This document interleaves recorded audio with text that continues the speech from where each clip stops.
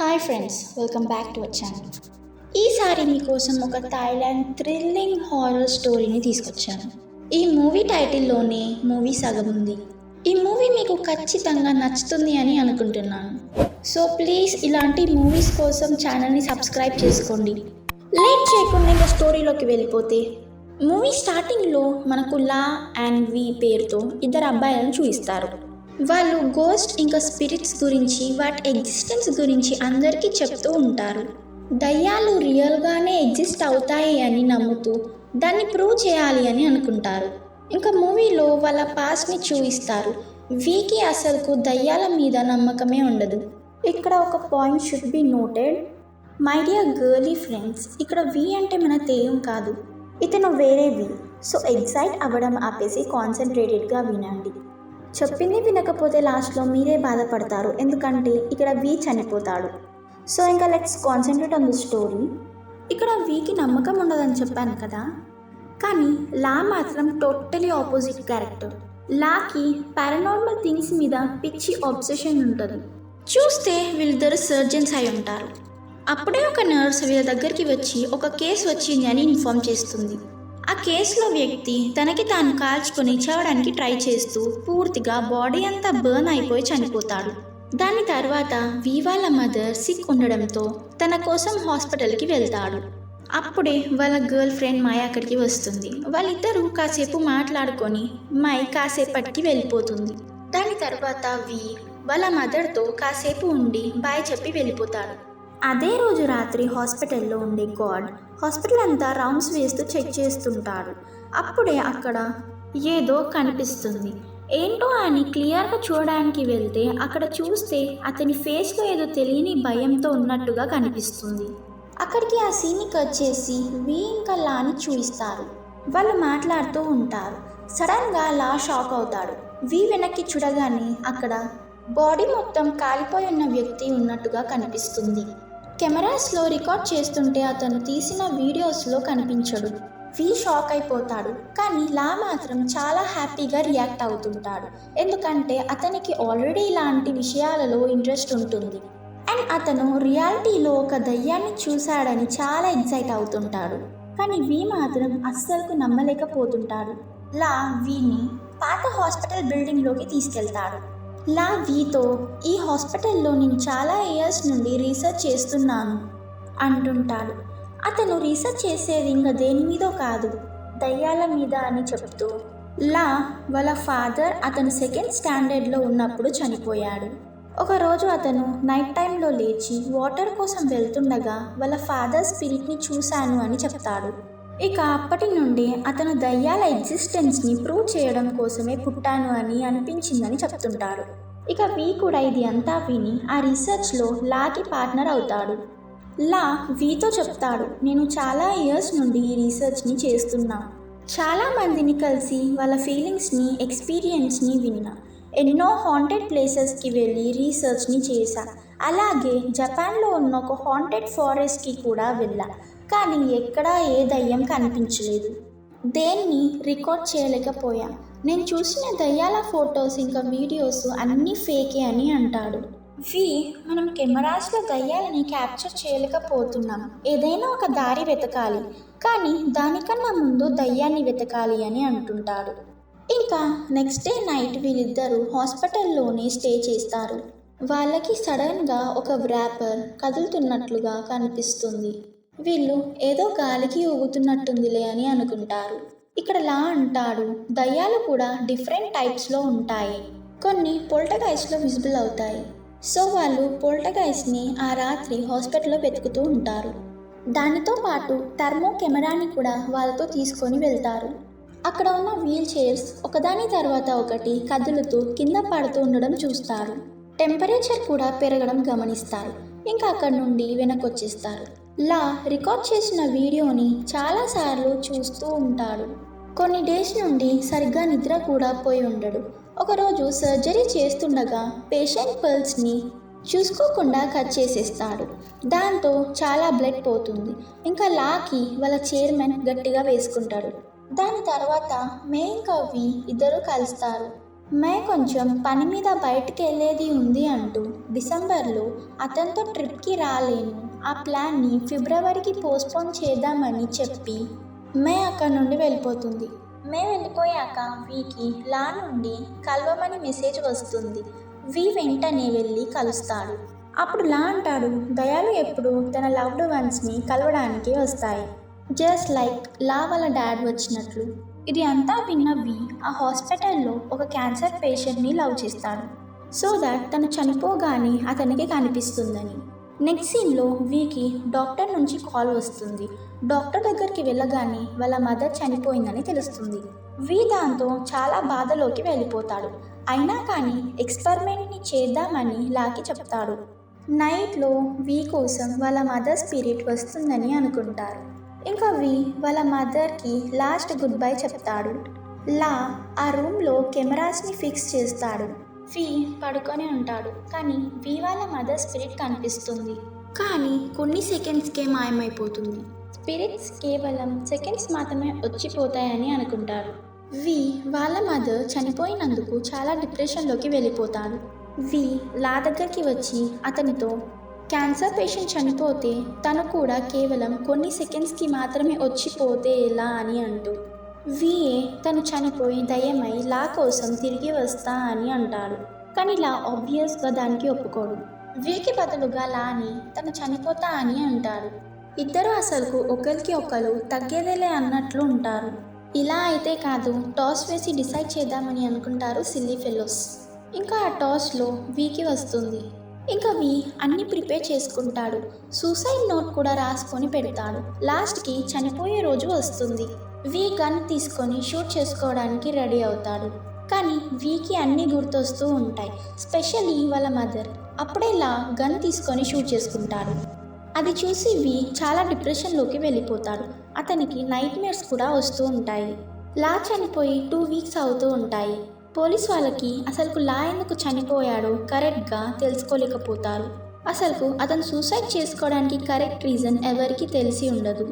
But మనకి తెలుసు, just because of ఒక ఫూలిష్ ఎక్స్పెరిమెంట్ కోసం అని. అసలుకు ఎంత పిచ్చి ఉంటే ఒక ఎక్స్పెరిమెంట్ కోసం తన ప్రాణాలు తీసుకుంటాడు. వి లా ఫునరల్కి వెళ్తాడు. అక్కడ లా వాళ్ళ మదర్ని కలుస్తాడు. ఆవిడ చాలా బాధలో ఉంటుంది. నెక్స్ట్ మైని చూయిస్తారు. తను వీకి లా గురించి కొంచెమైనా తెలిసి ఉంటుంది అని అడుగుతుంది.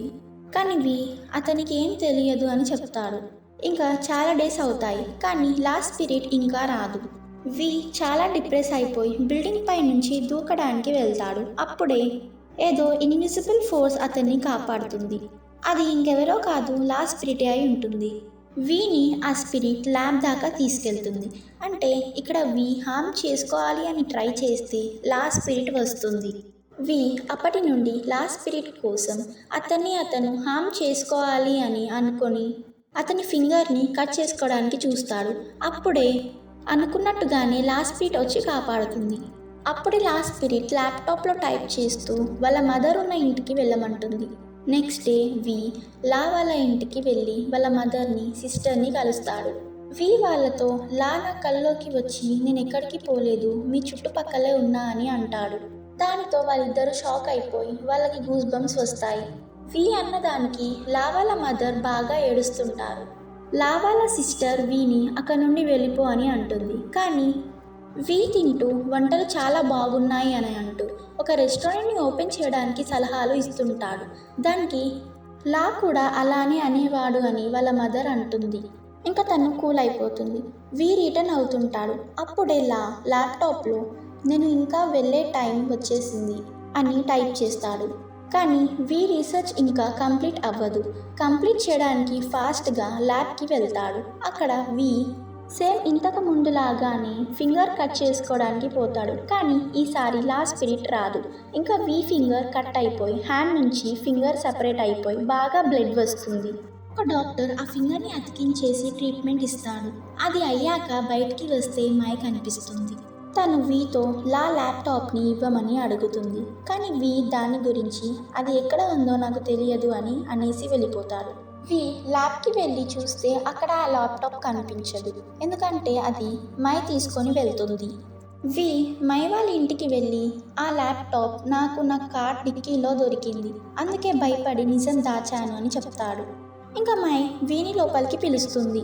వి ఈ ల్యాప్టాప్ని అన్లాక్ చేయాలని అంటాడు. కానీ మై ఏమో వి తనతో అబద్ధం ఆడుతున్నాడని అంటుంది. వి అంటాడు లా అతనికి కూడా ఫ్రెండే అని. కానీ మై లా చావుకి తనే రీజన్ ఏమో అని గిల్టీగా ఫీల్ అవుతూ గట్టిగా ఏడుస్తూ ఉంటుంది. అప్పుడు ఆ ల్యాప్టాప్ దానికి అదే ఓపెన్ అయిపోతుంది. వీకి మైతో అన్ని నిజాలు చెప్పమని లా స్పిరిట్ చెప్తుంది. కానీ వి ల్యాప్టాప్ తీసుకొని అక్కడి నుండి వెళ్ళిపోతాడు. పోతూ ల్యాప్టాప్ని అన్లాక్ చేయిస్తా అని అంటాడు. ఇప్పుడే లిఫ్ట్లో లా స్పిరిట్ మైతో అంతా నిజం చెప్పు అని అంటుంది. కానీ వి ఏం చెప్పడు. లా స్పిరిట్కి బాగా కోపం వచ్చి వి ఉన్న లిఫ్ట్ని సడన్గా కింద పడేస్తుంది. వి ఎలాగో అలా లిఫ్ట్ ఓపెన్ చేసుకొని బయటికి వస్తాడు. ఇక్కడ వి కాస్తుంటే చచ్చేవాడు బతికిపోయాడు. వి మైని ల్యాబ్లోకి పిలుస్తాడు. రాగానే కాఫీ ఇస్తాడు. అందులో ఏదో కలిపి ఉంటాడు. కాసేపటికి మై స్పృహ తప్పి పడిపోతుంది. లా స్పిరిట్ని పిలవడానికి వీకి ఒక వే దొరికింది. ఆల్రెడీ తెలిసినట్టే దయ్యాలు వాళ్ళకి ఇష్టమైన వాళ్ళు కష్టాల్లో ఉంటే వస్తాయని. ఆ రీజన్తో వి మైతో తప్పుగా బిహేవ్ చేస్తుంటాడు. లా వద్దన్నా వినడు. ఇంకా లా స్పిరిట్ వీని కిందకు పడేస్తుంది. దాంతో వి కాలు విరిగిపోతుంది. ఇది అంతా వి వీడియో తీస్తుంటాడు. లా విరిగిన కాల్ని ఇంకా విరుస్తుంటాడు. ఆ కాల్ని పట్టి హాల్ రూమ్లోకి గుంజుకొని పోతాడు. కాసేపటికి వి కళ్ళు తెరవగానే లా బాడీలో స్పిరిట్ పోయి బాడీ కదులుతూ ఉంటుంది. ఇది రికార్డ్ చేయడానికి వి మొబైల్ తీస్తాడు. కానీ లా ఆ మొబైల్ని దూరంగా విసిరేస్తాడు. ఇంకా ఆ మొబైల్కి మంటలు అంటుకుంటాయి. మొబైల్ మొత్తం కాలిపోతుంది. లా వి మెడ పిసికి చంపేస్తాడు. అప్పుడు వి ఆఫ్టర్ లైఫ్ లాని కలుస్తాడు. లా స్పిరిట్ నువ్వు చాలా దూరం వచ్చేసావు అంటాడు. ఇంకా ఇప్పటికైనా వి అది అంతా ఆపేస్తే బాగుంటుంది. ఇంకా లాస్ట్గా లా వీకి గుడ్ బై చెప్పి అక్కడి నుండి వెళ్ళిపోతాడు. లా వీని రిటర్న్ పంపించడానికి ట్రై చేస్తుంటాడు. వీకి అర్థమవుతుంది. వి ఊపిరి ఆగిపోతున్నా కొద్దీ లా అతనికి దూరం అవుతూ ఉంటాడు. అక్కడి నుండి సీన్ హాస్పిటల్కి చేంజ్ అవుతుంది. అక్కడే వి బెడ్ పైన ఉంటాడు. అప్పుడు డాక్టర్ చెప్తుంటాడు వి ఎమోషనల్గా చాలా వీక్ ఉన్నాడని. ఇంకా వి ఇంటికి వచ్చేస్తాడు. వాళ్ళు అంతగా కష్టపడి చేసిన రీసెర్చ్ని అంతా డిలీట్ చేసేస్తాడు. వి మై దగ్గరికి వెళ్ళి జరిగిన దానికి సారీ చెప్తాడు. అలాగే లా ల్యాప్టాప్ కూడా ఇచ్చేస్తాడు. మై వీతో అంటుంది నువ్వు చాలా ఎమోషనలీ అన్స్టేబుల్ ఉన్నావని. తను స్పృహ తప్పి పడుకున్నప్పుడు లా తన కలలోకి వచ్చాడని చెప్తుంది. అలాగే తనకి ఒక మ్యాగజైన్ ఇచ్చాడంట. అందులో వి ఇంకా లా ఇద్దరి ఫొటోస్ మ్యాగజైన్ కవర్ ఫోటోలో ఉన్నాయి. ఆల్సో షాకింగ్ విషయం ఏంటంటే వి ఆఫ్టర్ లైఫ్లో లాని కలిసినప్పుడు లా వీతో ఇదే అంటాడు, నీకు ఇంకా ఛాన్స్ ఉంది, యూజ్ చేసుకో అని. అయితే వి ఇక్కడ ల్యాప్టాప్లో వాళ్ళు చేసిన రీసెర్చ్ని డిలీట్ కాదు పబ్లిష్ చేశాడు. ఇక్కడికి ఈ మూవీని ఎండ్ చేస్తారు. కానీ అసలుకు లాస్ట్లో ఏమై ఉంటుందంటే లా వీని కావాలని చంపి ఆఫ్టర్ లైఫ్కి తీసుకెళ్తాడు. కానీ అక్కడ ఒకరికొకరు సర్ది చెప్పుకుంటారు. వి ఏదైతే చేస్తున్నాడో అది తప్పని లా అంటాడు. తన ఎక్స్పెరిమెంట్ కోసం ఒక అమ్మాయి జీవితాన్ని ఖరాబ్ చేయడం అంత మంచిది కాదు. నీకు ఇంకో ఛాన్స్ ఉంది ఇవన్నీ కరెక్ట్ చేసుకోవడానికి అని అంటాడు వీతో. ఇప్పుడు ఆబ్వియస్లీ లా ఎప్పుడో చనిపోయి ఉంటాడు. వి మాత్రం కేవలం అన్కాన్షియస్ అయి ఉంటాడు. కంప్లీట్గా ఏం చనిపోడు. మళ్ళీ అతని స్పిరిట్ బాడీలోకి వచ్చేస్తుంది. ఈ మూవీ లాస్ట్కి మనకు డెవిల్స్ స్పిరిట్స్ ఉన్నాయనే కాదు ఇంకా చాలా నేర్పించింది. ఒక మనిషికి ఏదైనా కావాలంటే దానికోసం ఎంత పిచ్చోడైతాడో అని, దానికోసం ఎంత దూరమైనా పోతారని. ఎలాగంటే లా ఒక ఎక్స్పెరిమెంట్ కోసం ప్రాణాలే తీసుకున్నట్లు వి కూడా ఆ ఎక్స్పెరిమెంట్ కోసమే ఒక అమ్మాయి జీవితాన్ని నాశనం చేసే అంతలా పిచ్చోళ్ళైపోయారు. కానీ లాస్ట్కి లా ఆఫ్టర్ లైఫ్లో చెప్పిన దానికి వి రియలైజ్ అయి మారడం వల్ల బతికిపోతాడు. నాకు తెలిసి ఈ వీడియో మీరు చూస్తున్నారంటేనే డేట్ చేసి చూస్తున్నారని అర్థమవుతుంది. కానీ దేనికైనా ఒక స్టేజ్ ఉంటుంది. దాన్ని దాటితే ఈ మూవీ లాగే మిగిలిపోతారు. నార్మలీ నాకైనా మీకైనా ఎవరికైనా సరే ఆ క్యూరియాసిటీ ఉంటుంది. మన జెన్సెస్ జనరేషనే అంట. సో ప్లీజ్ గాయస్ అసలు ఏదైనా సరే ఒక లిమిట్ వరకే ఉండేలా చూసుకోండి. మన జనరేషన్ లేకపోతే అసలు వరల్డ్ పాపులేషనే ఉండదు. So please be safe and stay healthy. And this is what the movie for today. మళ్ళీ ఇంకొక కొత్త స్టోరీతో వస్తాను. అప్పటి వరకు బాయ్ ఫ్రెండ్స్. నచ్చితే like, share and subscribe. Thanks for watching.